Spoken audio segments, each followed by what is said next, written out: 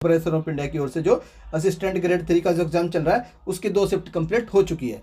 अब हम लोग देख लेते हैं जो 21 जनवरी की हम लोग देखेंगे थर्ड शिफ्ट। तो थर्ड शिफ्ट की एनालिसिस देखेंगे। थर्ड शिफ्ट में जीके के 25 क्वेश्चन पूछे गए हैं। हर एक क्वेश्चन इसका तो मेरे पास हर एक क्वेश्चन मिल चुका है, प्रॉपर एक्सप्लेनेशन के साथ आप लोगों के साथ शेयर कर रहा हूँ। 25 क्वेश्चन ऑफ थर्ड शिफ्ट फिर से बता देता हूँ। आप लोग कमेंट करके पूछते हैं कि सर हमें पहले नहीं मिली, तो पहले भी हो चुकी है, दूसरी भी हो चुकी है और अब हम करने वाले थर्ड शिफ्ट।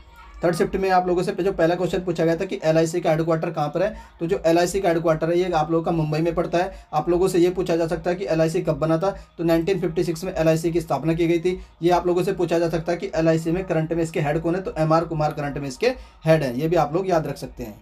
उसके बाद नेक्स्ट पूछा गया था आप लोगों से founder of the Khilji dynasty. Founder of the Khilji dynasty पूछा गया था कि खिलजी डायनेस्टी के फाउंडर कौन थे। तो ये थे जलालुद्दीन फिरोज खिलजी, इसके फाउंडर थे। और ये जो डायनेस्टी कब स्टार्ट हुई थी, आफ्टर द स्लेव डायनेस्टी।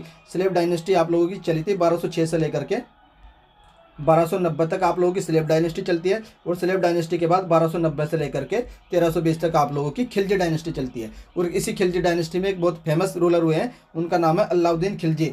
जो अलाउद्दीन खिलजी है ये कब से कब तक रूल करते हैं। तो 1296 से लेकर के 1316 तक ये रूल करते हैं। और अलाउद्दीन खिलजी के बारे में आप लोगों को क्या क्या याद रखना है मैं आप लोगों को बता देता हूँ।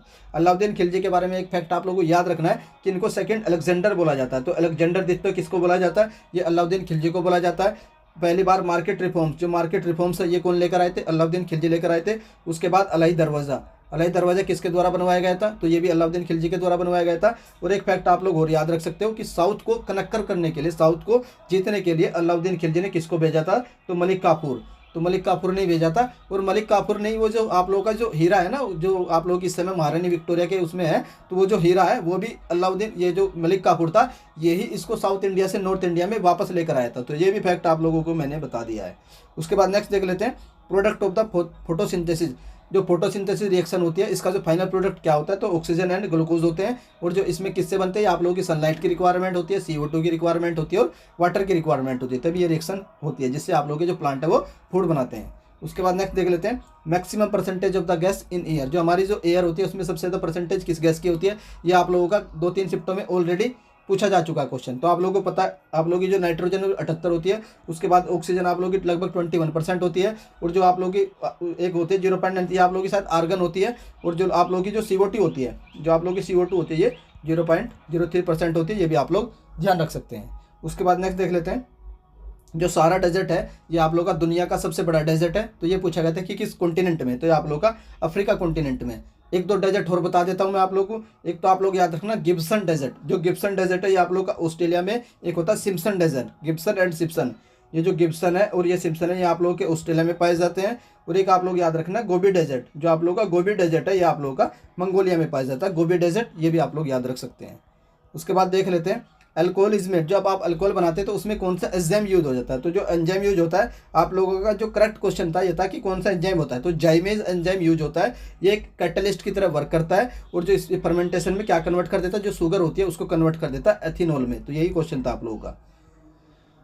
क्वेश्चन नंबर नेक्स्ट देख लेते हैं सिख गुरु। जो पहले सिख गुरु जी कौन थे, तो आप लोग को ध्यान रखना गुरु नानक देव जी इसके पहले सिख गुरु जी थे।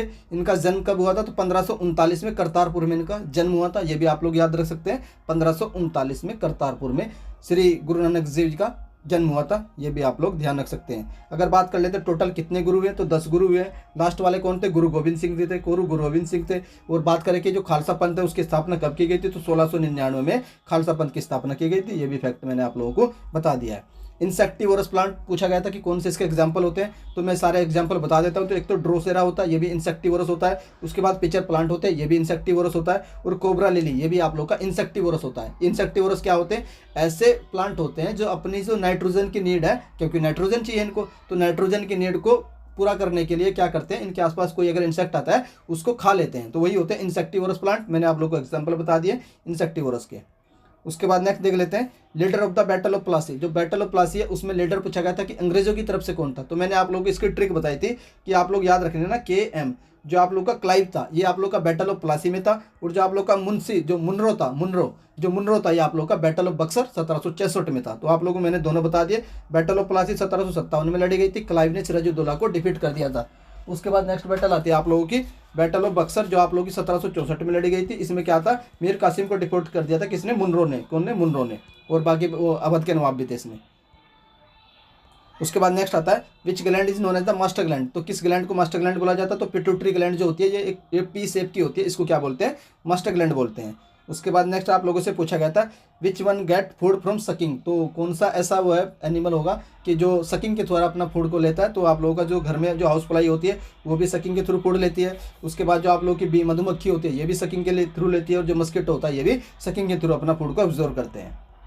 क्वेश्चन नंबर 12 देख लेते हैं, who is presented the maximum number of budget. तो इंडिया में सबसे ज़्यादा बार बजट किसने प्रेजेंट किया? तो ये हमारे प्रधानमंत्री जी रह चुके हैं, मोरारजी देसाई। ये जनता पार्टी की जो सरकार बनी थी 1977 में, 1977 में जनता पार्टी की सरकार बनी थी। उस समय ये प्राइम मिनिस्टर हुआ करते थे, कौन? मोरारजी देसाई। और इन्होंने सबसे ज़्यादा बार बजट पेश किया, इवन अपने बर्थडे पर भी इन लोगों ने बजट पेश किया। कितनी बार? 10 बार मैक्सिमम टाइम है। और एक फैक्ट आप लोग याद रख सकते हैं कि जो भारत रत्न होता है, भारत रत्न एक साथ इनको 2 कंट्री का मिला है। एक तो पाकिस्तान का जो हाईएस्ट ओनर है निशान पाकिस्तान, और जो भारत का होता है भारत रत्न, ये दोनों कंट्री के हाईएस्ट ओनर से सम्मानित हो चुके हैं। कौन? मोरारजी देसाई। ये मैंने आप लोगों के लिए एक फैक्ट बता दिया है।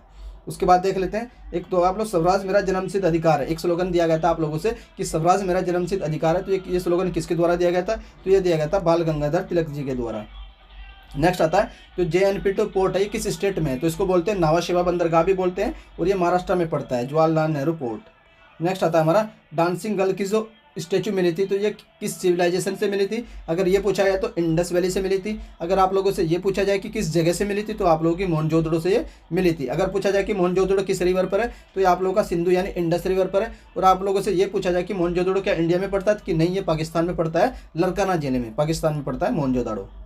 नेक्स्ट देख लेते हैं which one is known the जायद क्रॉप। तो आप लोगों से बताया था कि जायद क्रॉप कौन सी होती है, तो मैं आप लोगों को पहले भी बता चुका एनालिसिस में। जब आप लोगों की रबी और खरीफ का जो क्रॉप्स होती है तो उनके बीच में एक टाइम पीरियड आता है 2-3 महीने का। तो उस टाइम पीरियड में जो आप लोगों की क्रॉप्स उगाई जाती हैं उन्हीं को बोलते हैं जायद क्रॉप। तो जायद क्रॉप के एग्जाम्पल जो होते हैं वाटरमेलन होता है, पंपकिन होता है, ककम्बर होता है, और जो ककड़ी भी होगी वो भी आप लोगों की जायद क्रॉप में आ जाएगी। नेक्स्ट देख लेते हैं average income of a country, उसको क्या बोलते हैं? तो average income of a country को बोलते हैं per capita income. Most important है, आप लोगों से आगे भी पूछा जाएगा ये। उसके बाद नेक्स्ट क्वेश्चन पूछा गया था when the Namami Gange programme started. तो नमामि गंगे प्रोग्राम है ये कब स्टार्ट हुआ था? ये स्टार्ट हुआ था आप लोग का 2014 में। उसके बाद पूछा गया था अपर एज लिमिट ऑफ द प्रधानमंत्री जनधन योजना। जो प्रधानमंत्री जनधन योजना है इसकी अपर एज लिमिट बढ़ा करके पहले 60 हुआ करती थी, उसको 65 कर दिया है। तो यही पूछा गया था कि अब कितनी हो चुकी है? ये आप लोगों की 65 हो चुकी है। नेक्स्ट आप लोगों से पूछा गया था कि आशा में ए स्टैंड्स फॉर क्या होता है? तो आशा की फुल फॉर्म होती है एक्रेडिट सोशल हेल्थ एक्टिविस्ट होती है। तो ए की जो अगर पूछा है तो एक्टिविस्ट हो जाएगा इसका आंसर। उसके बाद नेक्स्ट पूछा गया था स्वराज मेरा जन्मसिद्ध अधिकार है। तो ये किसने बोला था? ये बोला था आप लोगों का बाल गंगाधर तिलक जी के द्वारा। उसके बाद देख लेते हैं DRDO ने फाउंडेशन डे मनाया। तो इसका जो DRDO है इसका फाउंडेशन डे ये कौन से नंबर का था? तो आप लोगों को बताना था ये 65 नंबर का था। बात कर लेते हैं जो DRDO इसकी फुल फॉर्म क्या होती है? डिफेंस रिसर्च डेवलपमेंट ऑर्गेनाइजेशन इसकी फुल फॉर्म होती है। और ये बना कब था? तो 1958 में DRDO की स्थापना की गई थी। अगर पूछे आप लोगों से जो नासा है, जो नासा है USA में, वो कब बना था? वो भी आप लोगों का 1958 में DRDO के टाइम ही वो भी बना था। उसके बाद एक फैक्ट और याद रख सकते हो कि DRDO के जो करंट में हेड है वो 10th नंबर के है, और उनका नाम क्या? समीर कामत। ये भी फैक्ट आप लोग याद रख सकते हैं। उसके बाद नेक्स्ट देख लेते हैं artificial heart made by which IIT। तो जो एक आर्टिफिशियल हार्ट बनाया गया है तो वो किस IIT के द्वारा है? तो ये बनाया गया IIT कानपुर के द्वारा। मैंने जब आप लोगों के लिए दिसंबर का करंट अफेयर करवाया था उसमें भी ये क्वेश्चन मैंने आप लोगों को करवाया था। उसके बाद नेक्स्ट देख लेते हैं highest foreign tourist come from which country in India. जो इंडिया में 2021-22 में सबसे ज़्यादा जो फॉरेन टूरिस्ट आए वो किस कंट्री से हैं? तो ये आप लोग के आते हैं बांग्लादेश से। अगर आप लोगों से पूछा जाए कि किस स्टेट में सबसे ज़्यादा टूरिस्ट आते हैं तो आप लोग का हो जाएगा उत्तर प्रदेश। और उत्तर प्रदेश में ताजमहल को देखने आते हैं मैक्सिमम टूरिस्ट। नेक्स्ट आता है आप लोगों का first time to produce fusion reaction that creates a net energy gain in which country. Most important है, ये दुनिया में पहली बार कोई इंसिडेंट हुआ जब आप लोगों की जो फ्यूजन रिएक्शन है उससे जो एनर्जी रिलीज होगी वो एनर्जी कैसी होगी? वो आप लोगों की नेट एनर्जी गेन होगी। मीन्स आप लोगों का जो कार्बन है वो एक्स्ट्रा एमिशन नहीं होगा, कार्बन रिड्यूसन भी इससे हो सकता है। तो ये दुनिया में पहली बार किस कंट्री में हुआ? तो ये हुआ आप लोगों का USA में। तो ये थर्ड शिफ्ट के 25 क्वेश्चन थे, ये मैंने आप लोगों के साथ शेयर कर दिए। तो मैंने आप लोगों के लिए इस वीडियो में first shift, second shift and third shift इनके 75 क्वेश्चन शेयर कर दिए हैं। अगर आप लोगों को किसी भी शिफ्ट के किसी भी क्वेश्चन में लगता है कि सर इस क्वेश्चन में ये एरर है तो आप लोग वो एरर प्लीज़ कमेंट करके करेक्ट कर देना कि सर इस क्वेश्चन का ये करेक्ट होगा। बाकी आप लोगों की जो फोर्थ शिफ्ट बचती है, फोर्थ शिफ्ट के क्वेश्चन मैंने कलेक्ट कर लिए हैं। तो फोर्थ शिफ्ट की एनालिसिस मैं आप लोगों के लिए कल प्रोवाइड करवा दूंगा, और इन चारों शिफ्टों को फिर कंबाइंड करके भी आप लोगों को एक वीडियो प्रोवाइड करवा दूंगा जिसमें हम लोग चारों शिफ्ट हो जाएंगे आप लोगों के पास 100 क्वेश्चन की।